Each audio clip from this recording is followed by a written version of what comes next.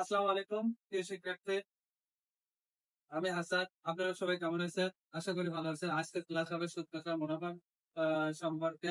৪টি সূত্র আমি বিগত ৪টি সূত্র দিয়েছি। এই ৮টি সূত্র আপনারা যারা মুখস্থ করে রাখবেন বা ক্লাস খাতায় নোট করে রাখবেন, আর এই সূত্রটা অন্য কথা শিখতে হবে না। এই ৮টি সূত্র জানলে আপনি মুনাফা, সরল মুনাফা, যেগুলো মুনাফার অঙ্ক, সুদের অঙ্ক আসলে আপনি করতে পারবেন।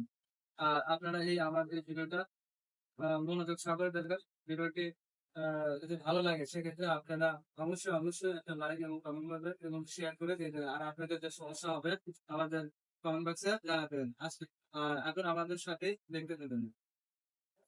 সূত্রটা মুনাফার সূত্র। মুনাফার আসল যদি বলে যে মুনাফা আসল কত, যদি বলে কি মুনাফা আসল কত, সেক্ষেত্রে আপনারা কি করবেন? প্রথমত আসলের সাথে মুনাফা কি করবেন? যোগ করবেন। আসলের সাথে কি করবেন? মুনাফা যোগ করবেন। যোগ করার পর কি করবেন? আসল ইন্টু কি ওয়ান প্লাস সমান গুণন মুনাফার হার ডিভাইডেড 100 ডিভাইডেড কি 100। তাহলে এটা বের করার পর এটা বের করে দিলেন। এটা বের করলে আপনি মুনাফার আসল পেয়ে যাবেন। তাহলে দ্বিতীয় নম্বর সূত্র কি বলছে? চক্রবৃদ্ধির মূলধন এবং সবৃদ্ধির মূলধন। চক্রবৃদ্ধির মূলধন থেকে প্রতি বছর অঙ্ক থাকে, প্রতি বছর প্রতি পরীক্ষায় অঙ্ক থাকে চক্রবৃদ্ধি।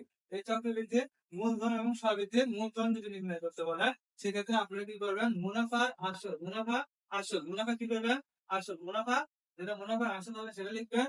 সেক্ষেত্রে দেখা যাচ্ছে ডিভাইডেড 100 যোগ 100 যোগ সময় গুণন সুদের হার। সময় গুণন কি হবে? সুদের হার। যে সুদের হারটা থাকবে সে হার, আর সময় যে বছর বা মাস থাকবে সে সময়টা এখানে উল্লেখ করে দিবেন গুণন 100। যদি এইভাবে ক্যালকুলেশন করেন, অবশ্যই চক্রবৃদ্ধির মূলধন পাবেন বা সবৃদ্ধির মূলধন নির্ণয় করতে পারবেন।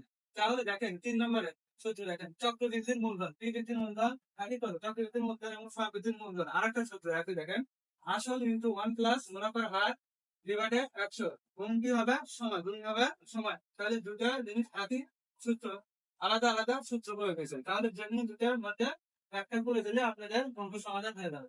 তাহলে দেখেন চক্রবৃদ্ধির মুনাফা এটা আসলে ভেরি ইম্পর্টেন্ট চক্রবৃদ্ধির মুনাফা সূত্র।